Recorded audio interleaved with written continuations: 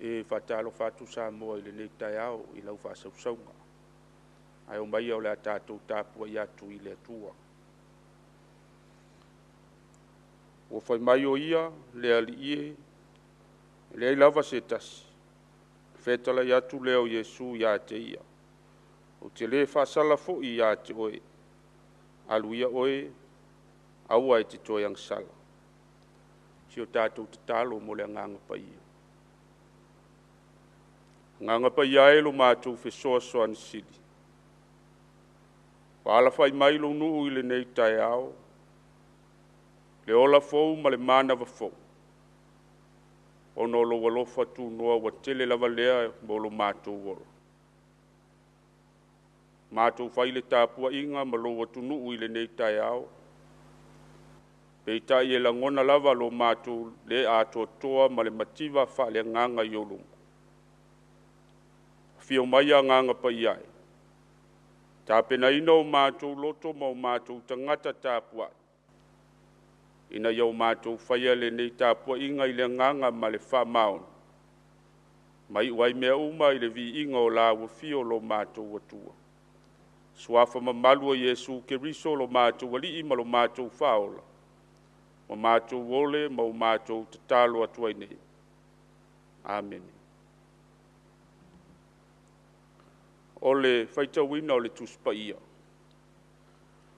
Tusi filifilia mo le nei aso e tusai ma le whaasinonga le tusi whaitawaso e mai le whianga inga fau.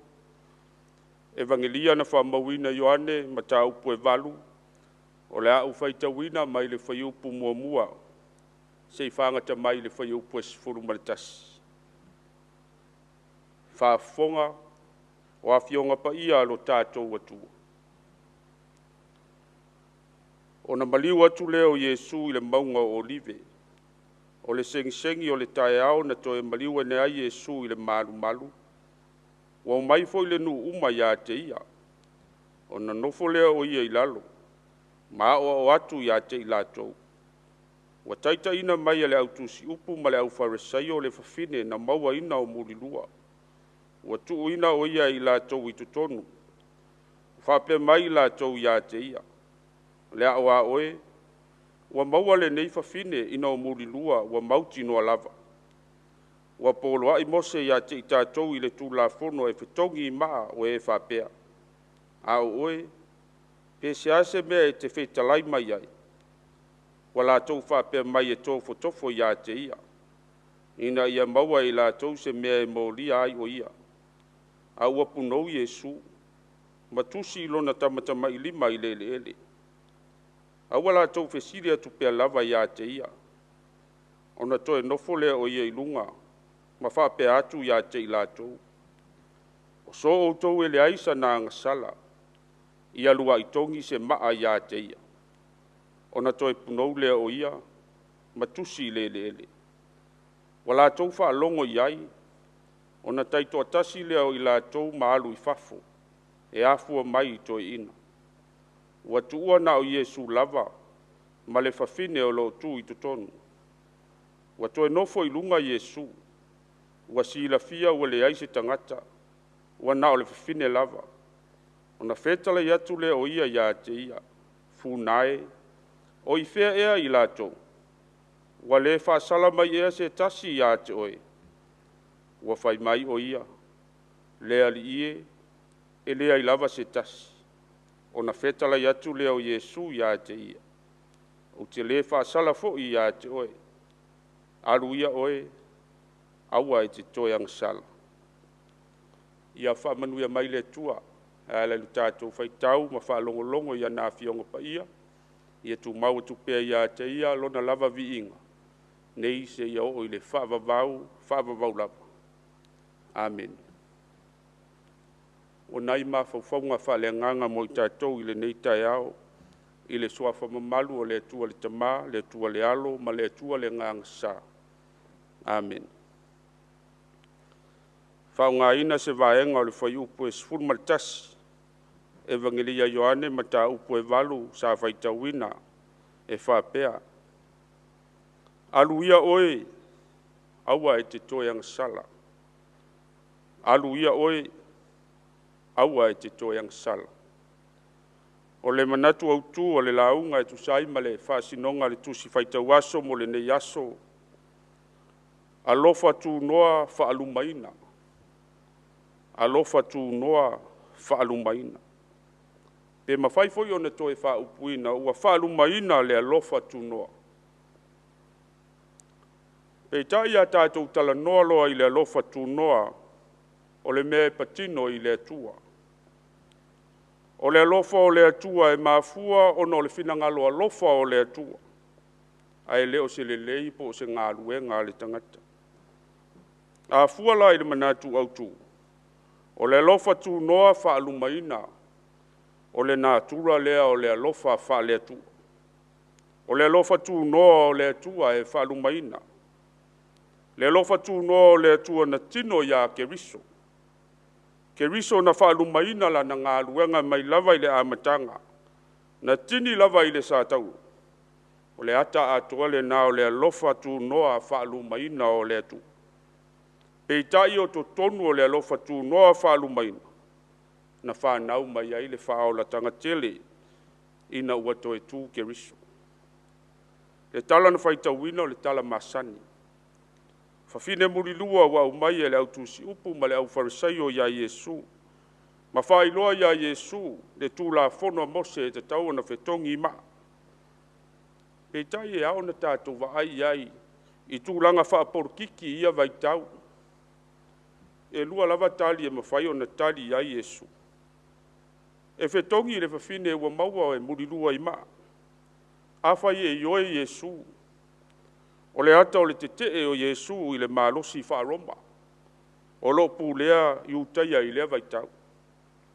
A waso se whaasalanga lava e whao o i le oti le tangata ia vaitau. Na o le malo lava o Roma e mawhai o na o maia lea malosi anga. Ai a whai e whaapea Iesu e le ai e aua le whetongia le whawhine i ma. O le ata o le tetee o Iesu i le tūlafono mose. O loo lima taitaina iai le ola o tangata iuteia ia taini. Lona winga so se tali lava Iesu o le ioe pele ai le whetongi ma. E mo lia lava Iesu e malusi anga o iuteia ma Roma ia vaitau. Vitai e ao na tātou vā ili vailaina o le tūlafono ma le tala e peo na au mai ai. Whai mai wo mai lava farisaio ma au mai le whine. Ma whailoa ia Iesu mō rianga. Awa au mai whaatasi lava ma le whaiunga e le whaia le suesuenga. E au fwoi na tātou malamalama o farisaio ma tusi upo matua o whaiva o le tūlafono mose. Iesu, o le whawhine lea wa maua wa murirua. O le tūlafono mose e whetongi maa. Ai se i au mai a lau wha au tautanga. E whai mai le maua Ioane. Na o le punou lava o Iesu ma tusilo na lima i le. I le vai wha sa mo le ele po le palapala. O le toto lava lea se i tulou. A o le palapala po le toto le vai wha sa mo le ata o le ola. I ma whai ona tātou wa aia i whapea i se ata. A wao leo o mai farisaio e momoli mai le whine. Momoli mai ma le whai unga se i whetongi maa. O le ata o le whaamuta o le ola po le whao o le oti se i tulou. A o le tusi o le lima o Iesu i le ele. Po le ata o le ola, po le ata o le efuefu na whaua di tangata i le amtanga. O le ata o Iesu lava, o le wa fio mai a vatu le ola. Ia i la tau o manaumia, le ola i le angsala. Iesu na sawe a vatu le ola ia i la tau o manao taitai pa farisaio matusi upu e whao o ia i le oti. A o le atoanga lea o le tūlafono. A whaita atou te toi fo i tua e whaitau mai le tūlafono, ma le mōrianga o le whawhine e peo na whaitau. E ini whesiri te tele ao na tātou whesiri ai. A whaiwa mōria le whawhine le murirua. O le whesiri o whea o iai le tamaloa na la murirua whatasi. A wā le atoanga leo le tūlafono o lo le Deuteronome e lua sifuru lua al whaiupu e lua sifuru ma le lua. Whapea foi le Levitiko e lua sifuru. O lo iai le tūlafono a toa o le murirua. E mōria ma whetongi maa le tane ma le whawhine e maua o whaatinoina le murilua. E fōlinga mai e leo atoa le whaatinoina o le mōri mau, ma le mōrianga e pe o nau mai e wharisaio, ma le autusi upu i le whawhine. Pei tai o lisi lea tū la whono o lo iai fōi, i to tono tū la whono a Mose i le teu nome e sful ma le iwa. Ia wha maoni mōri mau, e toa lua pe siri atu. E lena o ni mōri mau i ni tala wha longo, po ni māsalu salonga o lo o mai le tū la whono a Mose. A o mōri mau tutu na wa ai tino, i se anga sala o wha tino e pei o le murilua. Whai mai le tū la whono, o le mōri mau e te tau o na sue ina e wha masino ma taita. E te tau fo i mōri mau o na tau tino ma le wha maoni luma o le atua. A maua le mōri mau e le wha maoni. O le tū la whono a Mose e wha sao loto le na tū a ia. A e whetongi maa le mōri mau pipelo. Le ala wa atoa le leile tū la whono i le talia Yesu i mōri mau wa le au farisaio ma le au tusi upu. Wale lato mōri anga na umai ai le whawhine. Whetalai Yesu, o so o tōu e le aise anga sala, i alu ai tongi i sana ma. I le mōri mau a Yesu, e pepelo mōri mau na umai le whawhine. E le o atoa le mōri mau na umai e farisaio ma tusi upu. E o fo ilo lato wola, e le o atangia ai se ato toa o lo lato mōri mau. A whai tātou te waai le nei tala, ma le whai unga o le tala. O le ata nao mai lava farisaio, ma momoli mai le whawhine, wa te tau o na o iai le sala o le oti. Pei tai wali liwe Yesu, o le whawhine anga sala o momoli mai, ma maua le amatanga fau o lona ola, ina ua wha o la ina e Yesu. Wha mai Yesu, au fea ea i la tonge. Whai mai le tali le whawhine. Lea li ie, le aise tasi. Whetalai leo Yesu, alu. Aua e te toe ang sala. Ua whaia Yesu le amatanga fau mo le nei whawhine. Au le ngā luenga lea le alofa tū noa o le atu. E a watu le ola, ma wha atupu tele le ola. Samoa e malau whaafonga i le nei tai au. Tele o taimi o tātou tangata, ua whaalu maina ai le alofa tū noa o le atu. O le alofa fua i fua mai o le atua, na tautau ai ke riso i le sa tauro mātanga. O le wha moe moe, ina ia tātou maua le ola. Ma ia tātou wha soa atu le nā ola, i isi tangata o fia maua le ola ma le malama. Pei tai o le tele o lo tātou wola anga sala ma lo tātou wola to ilalo. O lo tātou whaalu maina lava lea o le alofa tū noa o le atua. A o le fina ngalo alofa o le atua na alama ia ke riso. Ia tātou whetau siai ma whialo whani.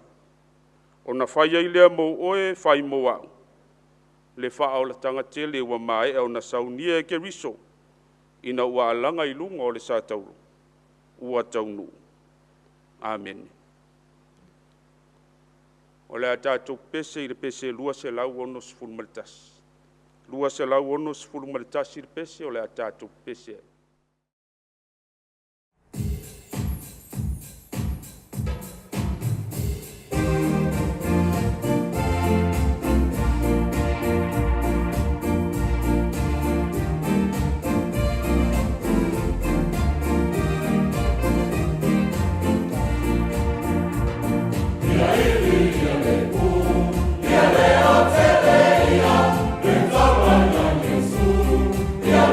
Watu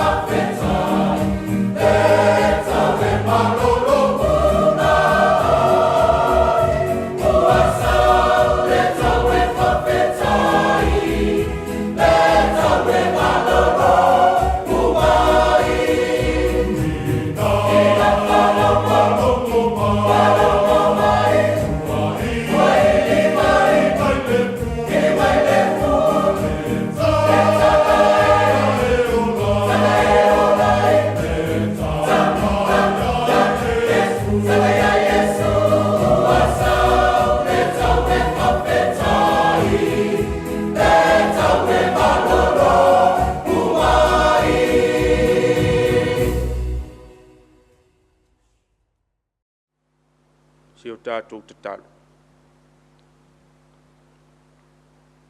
Le atua fuafua, le atua o le langi ma le lalulangi. Le atua o Samoa. Whawhitai wa ala whai mailo watunuu i le nei tai au fau i lo walofa ma lo wanga le lei. La ngona pea lo mātua nganga whawhitai i la awa fio. Ono lo walofa ngia pea o si o mātua watunuu. I le ngata o na tangata nuu. A o le si o manga ma ona lau whanua lo mātua watua. Wa le lava se me onge ai o mātua tangata. A wawa e tāpena ina mea uma o le fuafuanga. Mātou te tua ai i le aso ma le aso. Whawhitai tele le atua lo mātou te mā. A wā mātou tū ma tepa i tua i lo walofa tū noa. E la ngona lava lo mātou whātau wa. O si o mātou watu nuu whātau wa lo mātou watua. Pe tai wa tele mānoa noa i lo tamau a inga whāsoa i lo mātou wola. O tama whānau fo i ale nei atu nuu le ali ie. O sala lau i tu e whao le lalolang. O tāleni ma anga waa wa e whao loa ina ai o na tangata. E la ngona i pea lo mātou whawhitai. Whawhitai tele o no lo mātou wanga nuu lo mātou watua. Wa afu ai o na mātou maua le no fulelei. O le whetau siai ma le whialo whani pe ona e whina ngalo i ai. Whawhitai tele lo mātou watua. Whawhitai le ali ie. Ono le ngalu lue whaatasi o e kāle sia, whapea fo i le malo ma tangata anu. Ia wā lava le atina e ina o si o mātou watunu. E le ngata o le itu i le tino, ia e sili lava lo mātou wola whaaleangang. Whawhitai ona o lau tuspa ia e le umalo naunga. Mātou te whaitau ai pea, ma o mātou iloa ai lo whina ngalo mo i mātou. Au loa nganga pa ia, na te wha malama ma wha susulu i lo mātou wola. Ina i o mātou sāwa wali pea i lo malama. Sili pea Yesu ke riso, le alofa tu noa sili o la ua fio. Lona maliu ma lona toe tu manu malo mai le oti ma le tunga mau. Ua mau ai lo mātou wala i malo i le malo e wha vavau. Tau lava lo mātou salamo ma le wha tua wha maon. Ia tu mau i la ua fio lo lava vi inga. Nei se iau o i le whaavavau. Aua whātu ese, ma o mātu watu iau luma le aliie ma le nganga maulan. Whapale mai ala o fio lo mātu watua isi o mātu watunu. O i mātu o ni tangata angasala. Lo watunu le aliie, e ui lava o le atunu ke risian. Pei tai wa telefo i o taimi, wa mātu le uia i ala o la o fio. Wa whaia i lava o mātou loto, o mātou le usita ia au tū la fono. O whaalango lava le tangata ia i le poto ma le ata mai wha le tangata. Au a mātou le whesili atu i le mana o loa nganga pa ia. Awa le tamae wa mātou tutalo se e wha maa ngalo Samoa. Mai lava i ona tai se i o i le lautele o na tangata. A vea ia le toto Yesu ke riso lo mātou ali i ma lo mātou whaola. E te wha mamai na aisi o mātou watunu maona tangata. Mātou te talo le ali ie, wha manuia la wafio ia Samoa.